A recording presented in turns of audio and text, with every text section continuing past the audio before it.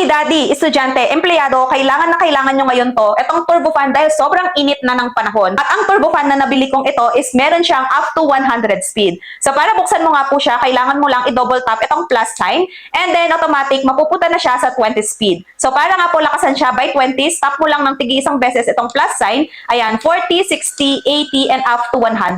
Sobrang lakas na rin po netong fan na to at hindi rin po siya ganon kaingay. So kung gusto mo naman siyang bawasan by 20, pindutin mo lang itong minus sign. Pero kung gusto mo naman ng tigi isa, long press mo lang siya, ayan, mababawasan siya ng tigi isa.